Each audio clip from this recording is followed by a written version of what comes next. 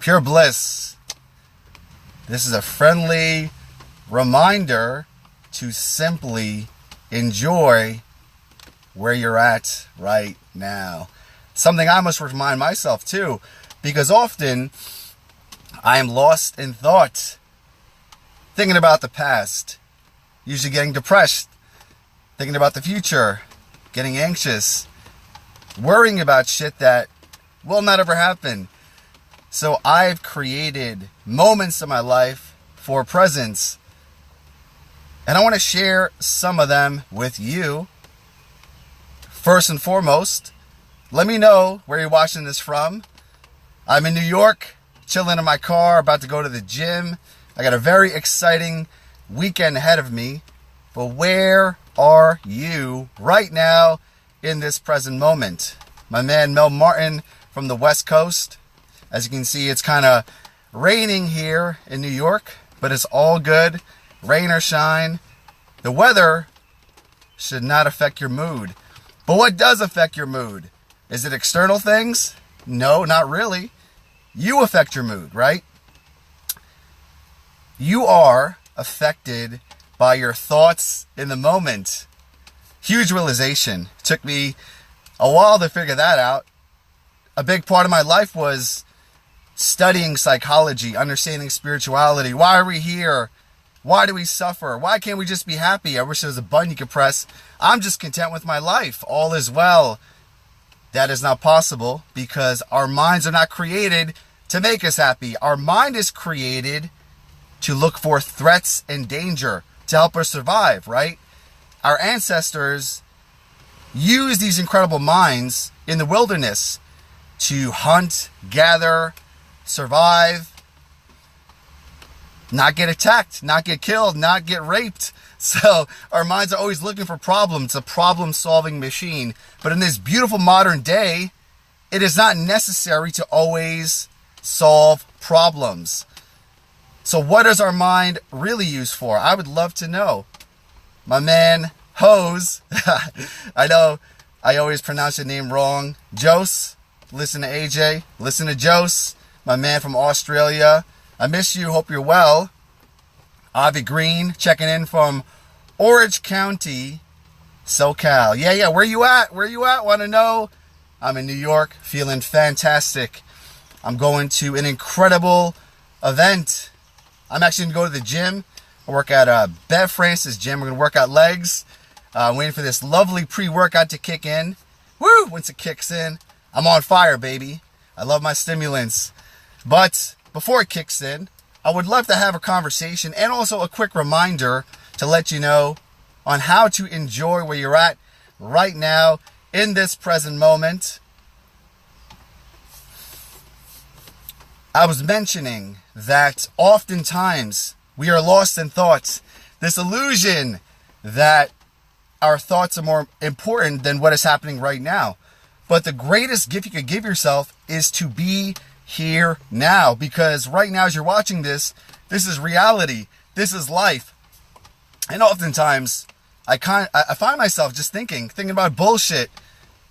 And what I always say to myself, I say this out loud, is it happening now? If it's not happening now, then fuck it, Don't worry about it. Is it happening now? You think about shit from the past, a reoccurring thought over and over and over again. First thing you say is this happening now? The second thing you say is it really important, right? Is it something that I need to focus on? And one thing that really helps me is if I have like a reoccurring thought that happens all the time, I say it out loud, okay? Let's say, for example, I go on a date and it doesn't go really well. And I keep thinking about all the things I did wrong. I shouldn't have done this, shouldn't have done that. I will say it out loud, man. I fucked up. I should have did this right, should have did that right. But why is this bothering me? It's not happening now. And then all of a sudden that reoccurring thought goes away, Because it's interesting. Like when you're on top of your game, you're positive, you're confident, you're in a very high state. It's easy to be present. It's so simple to be like, I'm not thinking about that. I'm going to think about good shit. But when you're feeling down, when you're depressed, when you're anxious, you need to have technology that will put you in the present moment. Because the more present you become, the more you realize that the shit you're worried about is not even happening, okay? So is it happening in your current moment, you know? Because problems are typically things that are outside of the present moment. And I'm not saying anything new. Maybe you've heard this before, right? I've heard this many, many times, but it's a great reminder. And I try to live my life as much in the present moment as possible, because overthinking is what kills you. So simply put, if you could reduce your thinking even by 10%, you will have a dramatically better life. I think it is said that we have 60 to 70,000 thoughts a day. And many of those thoughts are reoccurring. Past traumas, future fears. Typically, it's like triggered by something that happened many, many years ago. Mostly in our formative years, right? In our childhood. These thoughts come back, and they're very illusory. It's our ego, because it's looking at things that maybe are related to that trauma, okay? I grew up, my mom was not very affectionate. So growing up with having a, affectionate, non-affectionate mom, and my dad was abusive. He would hit me and say things, right? All parents, I'm not saying that I'm a victim or anything like that, right? They were the way they are. And for what they had, it was the best they were doing, okay? I'm grateful because it made me the man I am today and made me more understanding of other people who have dealt with abuse or had the lack of love and distance, whatever the case is. But in a lot of my romantic relationships, when a woman would distance herself or take away affection from me, I would get all upset about it. It would really mess with me. It would be like this trigger, right? If I really, really, really like this girl and she didn't like me back, the rejection hurt me so bad. And often it would be the same exact pain over and over again. And I realized a lot of times the women that I would attract into my life, they were similar to my mother, right? It wasn't until I realized that it's not them. They're doing the best they can. Like my parents were doing the best they can, right? I forgive people, but it's me, okay? A certain incident happens and your mind quickly goes into problem-solving mode. This is why this happened. This is why I feel bad, whatever the case is. But it's never really even that specific issue, right? Once you realize that it's a past trauma that's bringing the pain, it's not the person, but it's you. So for me personally, a lot of it's taking full responsibility, because if I suffer, it is my fault. Meaning that in the present moment, I am creating thoughts that are not serving me. But I'm so attached to those thoughts that I ruin what is happening in front of me, which is life, right? Kelly Pinkerton, appreciate you. So when you get lost in the sauce and you're overthinking, you're all over the place, right?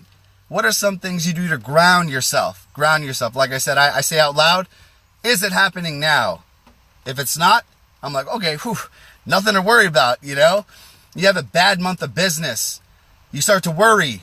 What if this is the end? What if it keeps going down? What if I lose my business? Shit, I'm going to be homeless. I'm screwed. I'm going to be eating dog food because I have no future, right? You could get so lost in this bullshit story, okay? Realizing that you create bullshit stories, why not create a powerful story?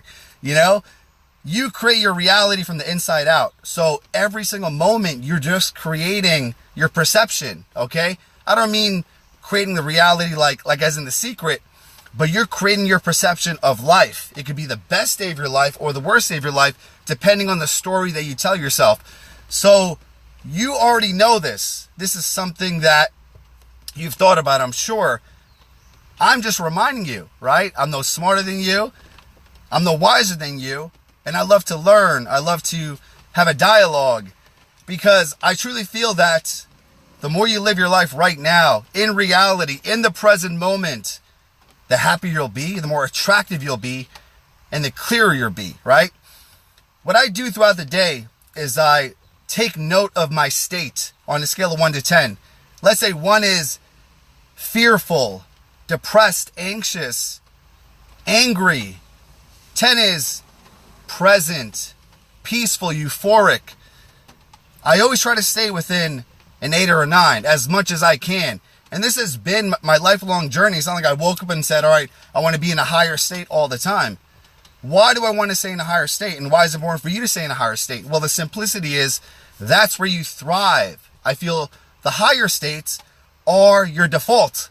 If you're peaceful, you're creative, if you're happy, you're fulfilled, if you're grateful, you're the wealthiest person on earth. Because I feel that wealth is not so much about the external items, but it's being happy with what you have right now, right? Even as you're watching this, you are literally in the 1% of the world, right? The problems we have, people would literally die for them, right? People live on $1 a day in third world countries. Babies are born dying of malaria 3 weeks after infancy. This is normal all around the world, right? Right now, I'm having a hard time with my contractor. He's supposed to open my pool. It's delayed 2 weeks, so I'm going to suffer. I got a first world problem. My swimming pool is not open. It's the summertime, so I'm going to get pissed at it, right? That's the kind of shit I get upset about. And I catch myself. I'm like, whoa, whoa, whoa, you know? Shit, I got a roof over my head. I have this amazing technology. I have food. I'm disease-free. My family's healthy. I just think about what I'm grateful for, and I become wealthy in the present moment. How would you like to have wealth at all times? Well, it's living in that beautiful state of gratitude and not trying to look for happiness. When I was younger, I did a lot of drugs, recreational drugs, always trying to escape the present moment.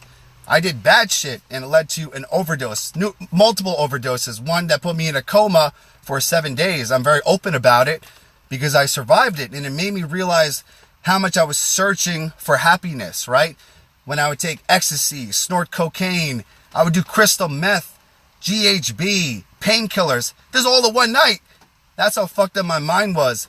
But I was looking for this crazy euphoria, and every time I would take a drug, boom, on tap, I would feel high and happy. And all of a sudden the drug would come down, and I would feel like shit, worse off than I was. And in those moments of feeling like shit, my problems magnified. And I realized, you know what? I want to become happier. So I said, how can I become happier in a sober fashion? So I quit doing drugs. I started to meditate and read self-help books and hire coaches. And I was like, I want to be happy all the time. I want to be happy. And just like chasing a drug high, the happiness that I was chasing kept on eluding me. When I was taking drugs, it was like this elusive dragon that was in front of me. I was trying to catch its tail. It would get away. Take more drugs. Drink more alcohol. Take a stimulant. Take a snort of crystal meth. Take a Vicodin, right? Trying to stay in this high, but I kept on losing it. And that's what led me to overdose. I kept on pushing to get higher and higher and higher. It was not until I had the near-death experience that I realized these drugs are causing more harm than good. Then I got very extreme with meditation and personal development and mindfulness. I want to be happy all the time. I would say these affirmations and watch these seminars and, you know, get these videos on YouTube, audiobooks. And again, I was trying to search for this high outside of me. But I had this huge realization one day when I said, instead of searching for happiness, I will search for peace. Not search for peace, but I'll tap into the peace of mind that I have right now. Because peace of mind is within your grasp at all times. If you're just happy in the present moment, you're peaceful. If you're grateful, you're wealthy. So the more I just focused on peace, happiness slipped through the back door. Because I didn't have an expectation of how I wanted to feel, right? When I was chasing happiness all the time through meditation and seminars and coaches, it would always elude me. Because I would go to a seminar, be on a high for 2-3 days, and then come crashing down. What's the next seminar? I would hire a coach. I need this coach to make me feel happy. And all these things are external, outside things, but I was giving myself the happiness from within, right? Because life is inside out. As you're looking at your life, you're looking at your reality. Your perception in the present moment will give you peace of mind. So the highest vibration is the vibration of love and gratitude. If I love the now, then I will have the best life possible. Because whatever life puts in front of me, I will accept it with open arms. And that's this place of acceptance and surrender. And it's so much more soothing than trying to get happiness from an external source. Like I said, for me, it was drugs and alcohol for many years, toxic relationships. Then it was work, business, money and wealth. When I live in a mansion, then I'll be happy. When I drive a Bentley, then I'll be happy. When I have $1 million in my bank account, then I'll be happy. Soon after I accomplished all these external goals, I was let down because I thought I would hit this amazing euphoria and I'd be happy for the rest of my life. No, it came crashing down. I was like, holy shit, I'm doing so much and I'm still not happy. Again, I learned that happiness is not the goal. Peace of mind is the goal. Gratitude is the goal. Love is the goal.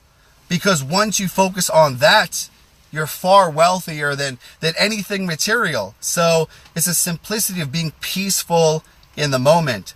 Peace of mind allows happiness to come in through the back door. Acceptance, surrender, just letting go. As I mentioned, it's raining today and I can get all butthurt. It's Friday.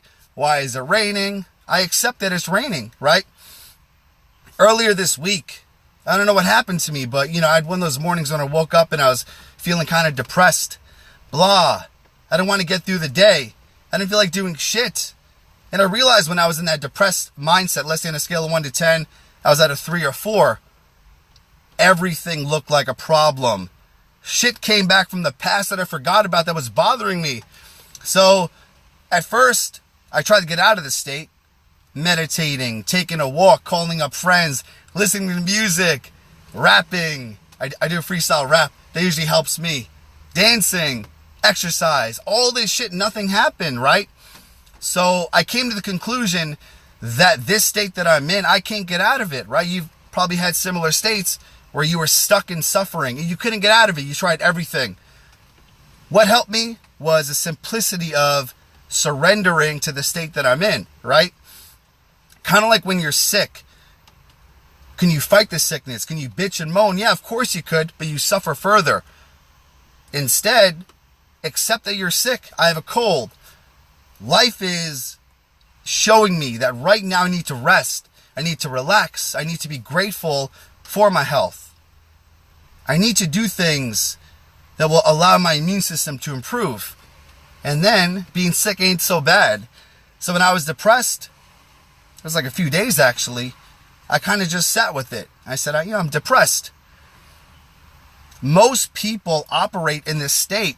So right now, I'm just seeing how life is, It's funny because when you're depressed and you're on social media, it really messes with you. When you see people on videos I love my life, I am so happy. When you're depressed, you're like, damn, my life sucks.